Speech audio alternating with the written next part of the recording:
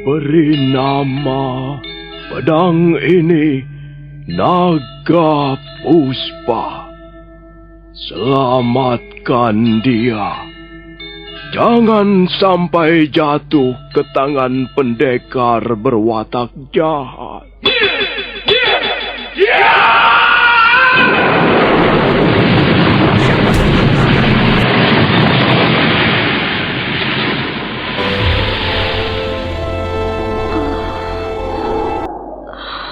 Kakang Kamandanu, kau masih juga tidak percaya bahwa aku mencintaimu. Mesin, maafkan aku, Mesin. Mesin. Mesin!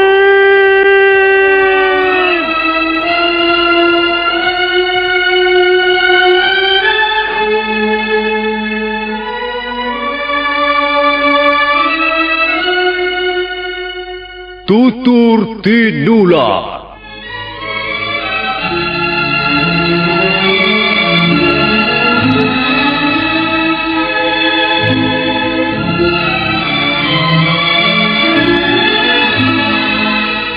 Sebuah sandiwara radio serial, produksi Sanggar Cerita dan teater Sanggar Prativi. Sebuah kisah dengan latar belakang sejarah runtuhnya Singasari dan berdirinya Kerajaan Majapahit.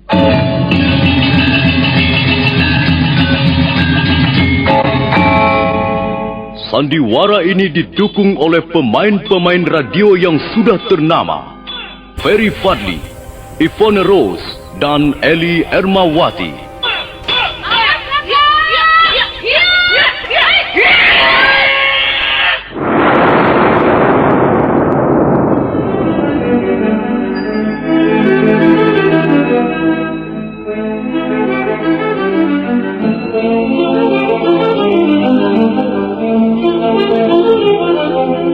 Cerita ini ditulis dan diolah oleh S. Tijab, hiasan musik dan sutradara C.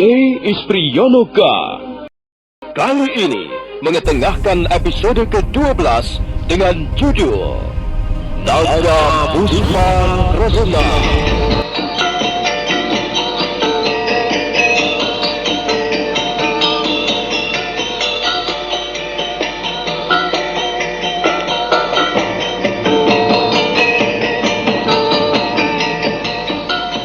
Dalam seri ke-354 ini didukung oleh para pemain Sono Sukiyakso sebagai Empu Lunggah, Ferry Fadli sebagai Arya Kamandanu, Eli Ermawati sebagai Mesin, dan Asdi Suhastra pembawa cerita. Selamat menikmati.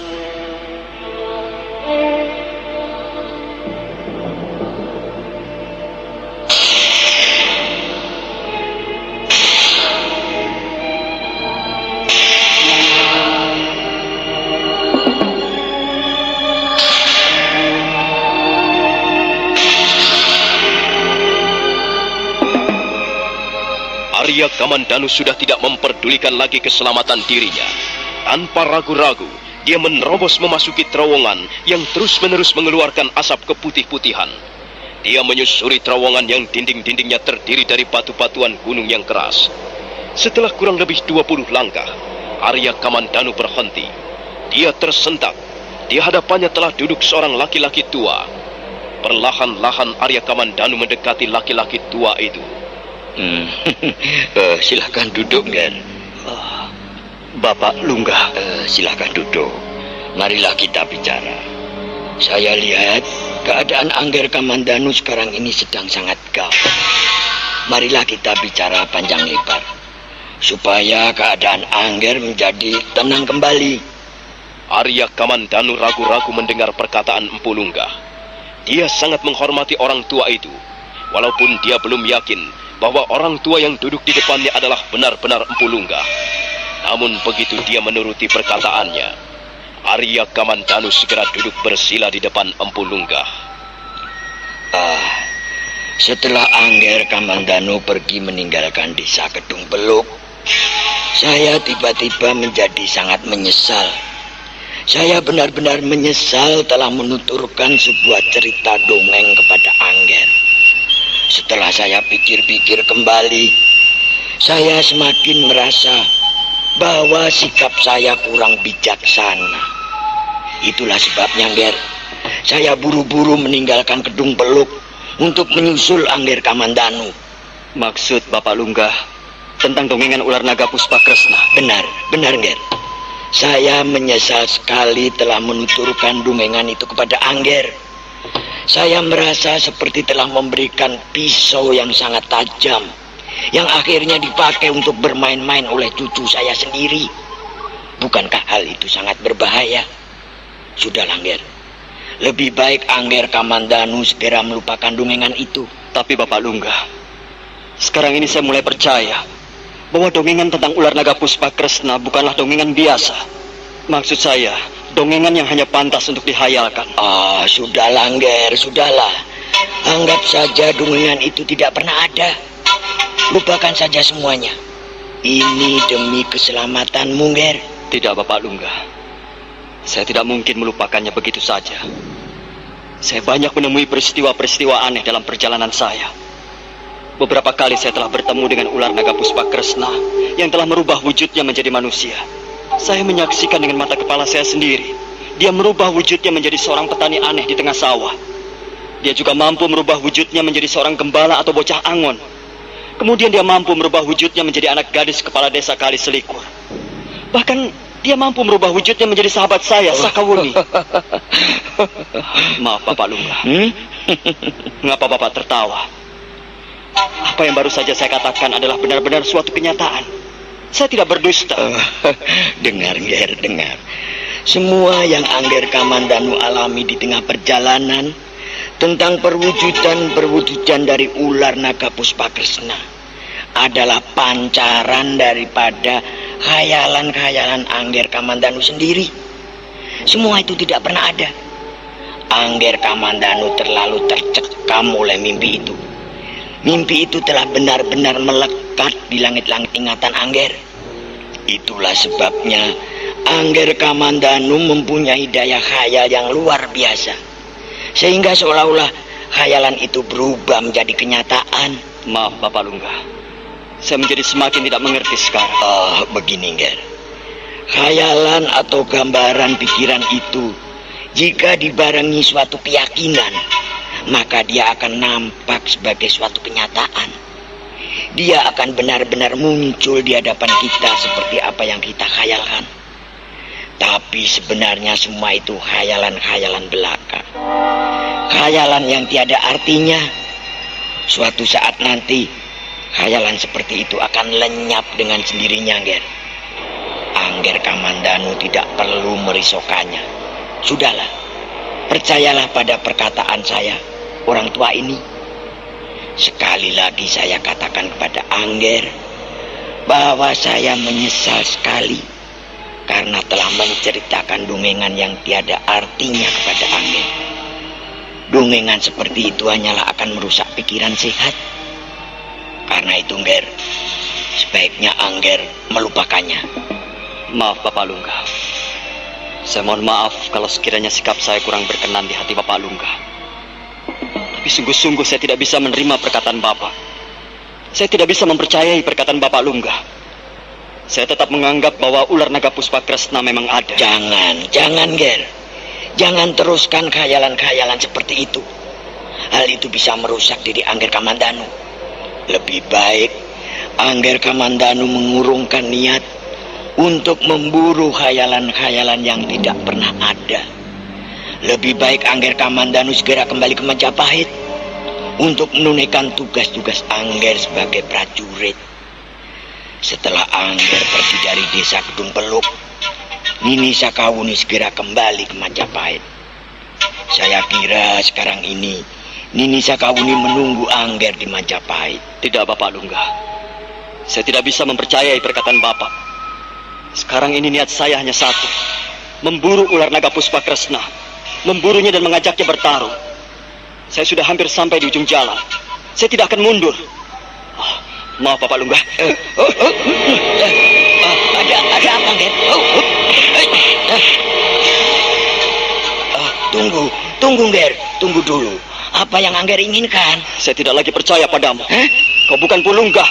Kau pun tidak lebih dari penjelmaan siluman itu. Aduh, Ger. Mengapa bisa jadi begini? Lihat baik-baik. Saya tahu siapa dirimu. Kau boleh mengaku-ngaku sebagai Pulunggah, tapi aku tidak akan percaya begitu saja. Aku akan membuktikan bahwa kau sebenarnya bukan Pulunggah.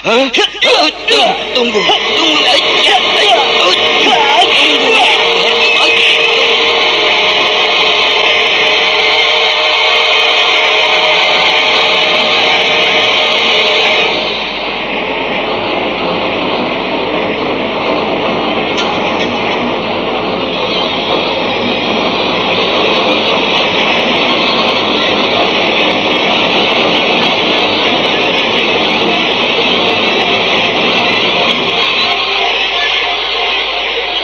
Semula Arya Kamandanu memang sudah hampir mempercayai perkataan Pulunggah, tapi mendadak dia sempat menangkap cahaya kemerah-merahan, cahaya sepasang mata ular naga Puspa Kresna yang memancar dari pandangan mata orang tua itu. Karena itu dia segera yakin bahwa Pulunggah yang duduk di hadapannya adalah juga penjelmaan dari ular siluman. Arya Kamandanu terus memburu. Dia menerjang dengan garang. Pulunggah menjadi kerepotan. Suatu saat, Arya Kamandanu mendapat kesempatan baik, dan kesempatan itu dipergunakan untuk menyambar jubah orang tua itu. Nah, apa katamu sekarang? Apakah kau masih juga mengaku-ngaku sebagai Pulunggah? Lihat, aku sudah berhasil menjambar jubahmu, dan aku lihat ada noda hitam melekat di pundak kirimu. Kau bukan Pulunggah. Kau adalah ular siluman itu. Bagus. Hebat sekali kau, Kamandanu. Bagus. Aku senang berhadapan dengan laki-laki seperti dirimu. Baik. Sekarang mari kita lanjutkan bertarung. Ya.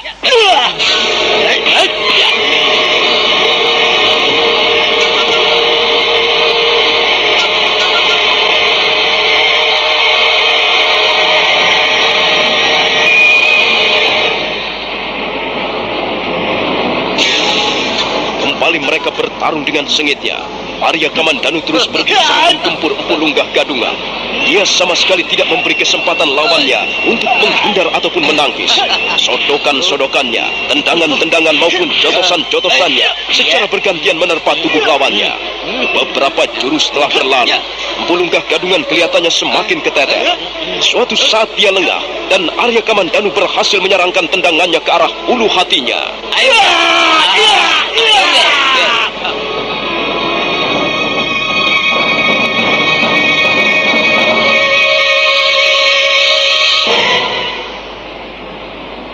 Pulunggah Gadungan terjajar ke belakang. Mulutnya meringis-ringis menahan kesakitan. Dan pada saat selanjutnya, secepat kilat Pulunggah Gadungan melompat dan berusaha untuk kabur. Arya Kamandanu tersentak kaget. Hai! Jangan lari! Awas! Jangan lari!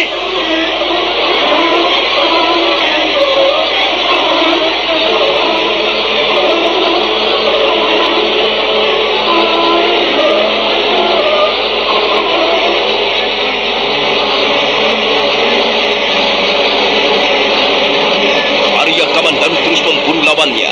Dia mengejar Pulunggah yang berlari menyusuri sebuah lorong panjang. Beberapa kali kaki Arya Kamandanu terantuk batu padas dan hampir saja tubuhnya terpelanting jatuh. Setelah beberapa puluh langkah berlari-lari menyusuri lorong, akhirnya Arya Kamandanu tiba di ujung lorong. Dia segera berhenti. Di depannya terhampar sebuah lapangan yang cukup luas. Arya Kamandanu menengok ke kiri ke kanan. Matanya liar menatap ke sana kemari, mencari buruannya yang hilang.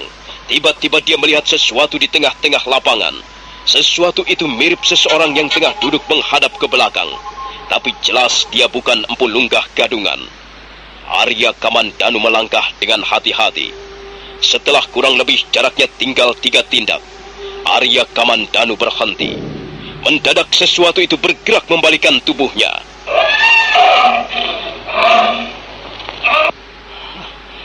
Kurang ajar. Siluman keparat. Sekarang kau merubah wujud menjadi seekor macan. Kau pikir aku takut menghadapi harimau? Ayo, majulah. Tidak bakalannya aku mundur barang setara. Ayo, mengapa kau masih diam? Majulah, terkamlah aku. Apa yang kau tunggu? Inilah aku lawanmu. Marilah kita bertarung sampai mati. Dengar, hai siluman. Sekalipun kau rubah wujudmu menjadi Batara Siwa, aku tidak bakalannya mengurungkan niatku. Hiat! Hiat! Hiat! Hiat! Hiat! Hiat! Hiat! Hiat! Hiat! Hiat! Hiat!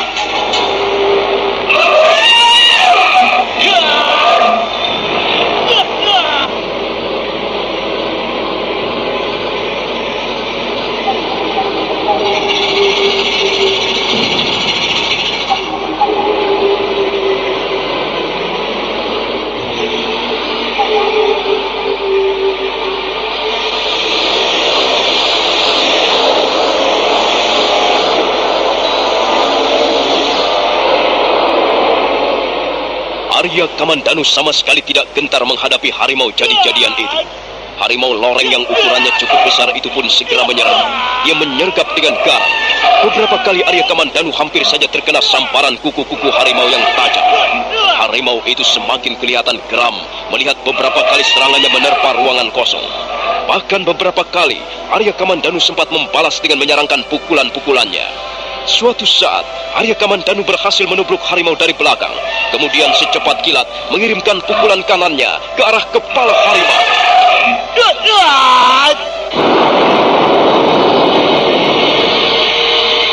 Begitu kepalanya terkena samparan pukulan Arya Kamandanu, harimau itu mengaum dengan kerasnya. Mendadak tubuhnya berubah menjadi asap tipis. Asap itu pun kemudian berpencaran kemana-mana. Tapi Arya Kamandanu sangat terkejut begitu melihat di balik asap muncul sebongkah batu hitam yang sangat besar. Semula dia benar-benar mengira bahwa perwujudan itu adalah batu hitam. Tapi buru-buru dia melompat mundur ketika batu hitam yang tingginya lebih dari 8 depa itu bergerak maju ke depan.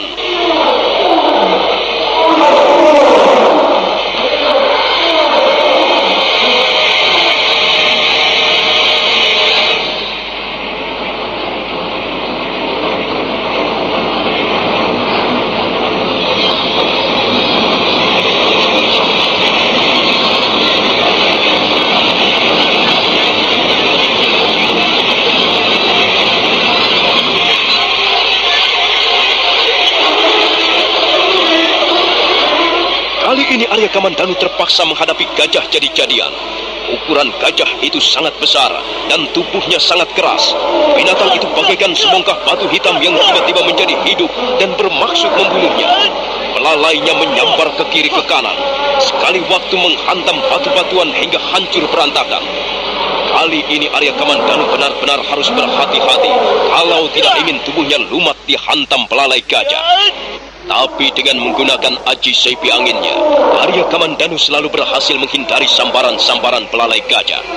Kadangkala dia melompat ke atas bongkah batu, kemudian melompat ke arah batu yang lain, dan bahkan beberapa kali dia melompat di atas punggung gajah sambil menyerangkan pukulannya. Suatu ketika Arya Kamandanu menggiring gajah agar mau bertarung di bawah sebuah lereng batu yang terjal. Gajah jadi-jadian yang sudah mengamuk seperti kesetanan itu segera memburu Arya Kamandanu.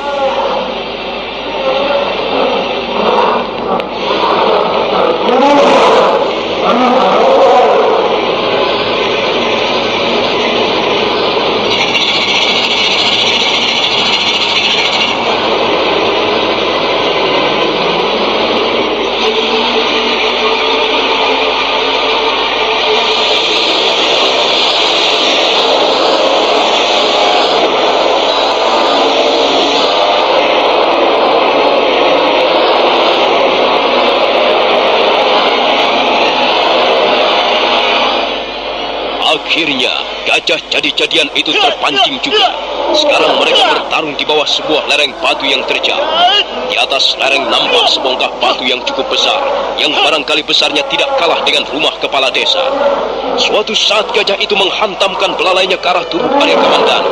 Arya Kamandanu segera melenting ke atas, berjumpalitan di udara, dan belalai gajah menghantam sebongkah batu hingga hancur berantakan.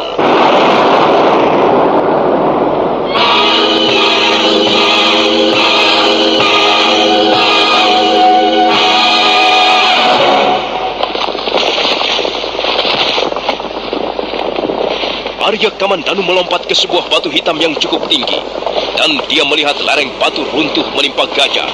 Gajah itu meraung-raung kesakitan. Sebongkah batu hitam menimpa tepat di kepalanya. Mendadak, perwujudan gajah berubah menjadi asap, dan asap putih itu pun lagi-lagi berpencaran kemana-mana.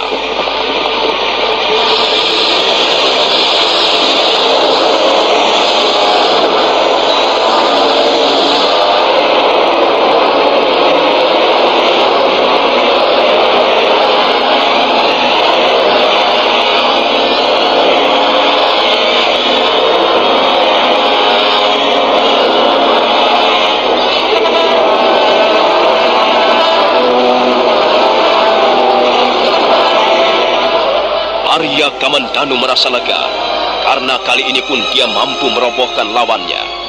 Sesaat lamanya dia duduk termangu di atas sebongkah batu. Dan pada saat berikutnya, telinganya menangkap teriakan seorang wanita. Tolong! Tolong! Tolong! Tolonglah aku! Oh, aku seperti mengenal suara itu. Oh, Mesin!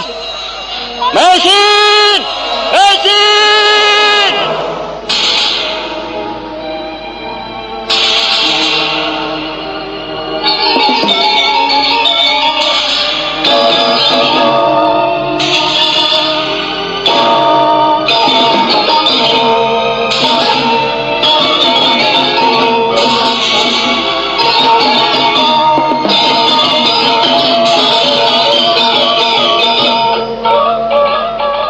Buru-buru Arya Kamandanu bangkit. Dia segera memburu ke arah suara itu. Suara itu datangnya dari balik punggung bukit.